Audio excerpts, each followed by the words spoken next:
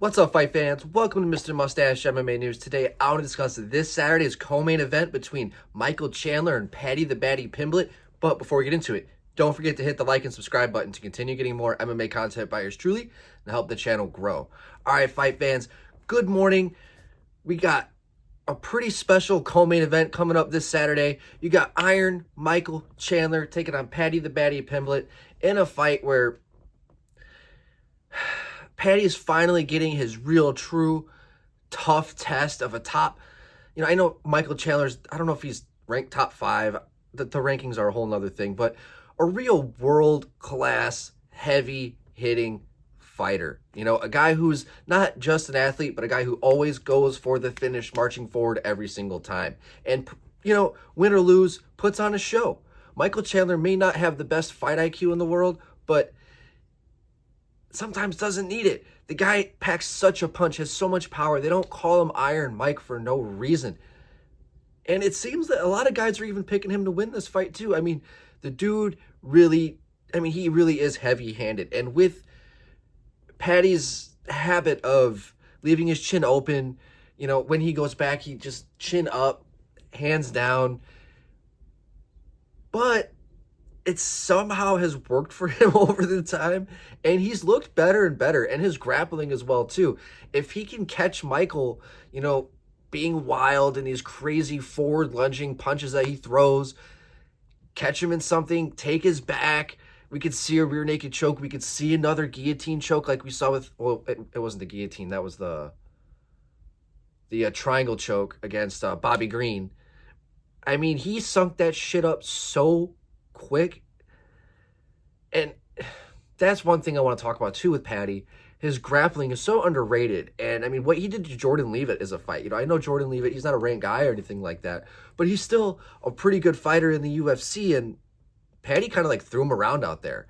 And he had the fight with Jared Gordon where, he didn't really win that fight, even though he got the W on paper. He just has a really good way of just squeezing out victories aside from that one fight with Jared Gordon, right?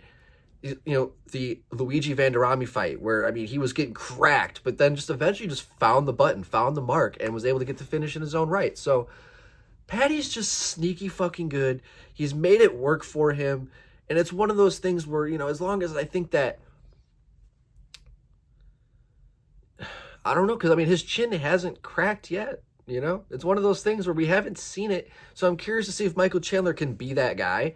But, also at 38 years old, guys sometimes like overnight at this age kind of, they don't lose it, but like they lose that little bit that separates them from those top 5 guys, right? And I don't think that's going to be the case with him, but I think that's the biggest question mark with this matchup. And I think that he can get exposed on the ground. He's a great, obviously phenomenal wrestler. Good.